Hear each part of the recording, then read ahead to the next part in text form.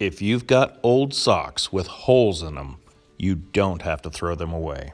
In this video, I'm going to show you a technique that my mom's mom used to use. To get started, you need an old light bulb.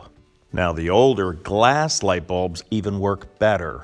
To make the sock easier to work on, simply drop the light bulb down the sock, pull it through until you have a good handle on it. Now, my mom's mom didn't use a light bulb, she used this gourd. This gourd has seen a lot of socks. The next thing you need is some good, thick thread. Embroidery thread works really good. Now, when you thread the needle, you do not want to put a knot in it because you will feel this knot when you put your shoe on.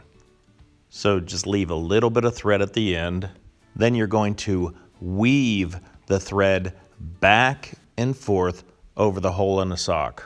Notice how the needle glides over the glass on the light bulb and to the other side of the hole. With the sock stretched over the light bulb, it actually starts to expose thinner areas in the sock, so you can take the thread and start to build up those areas.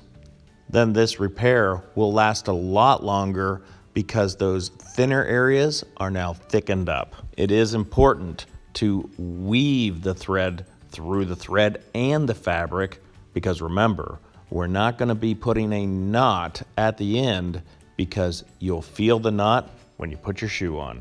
Here's a close-up of that weaving.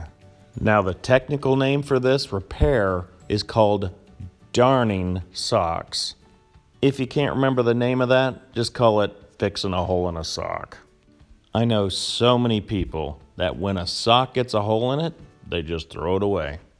Now that you've got these skills, imagine next time you have a hole in a sock, instead of buying new socks, you can put that money into something a little more fun.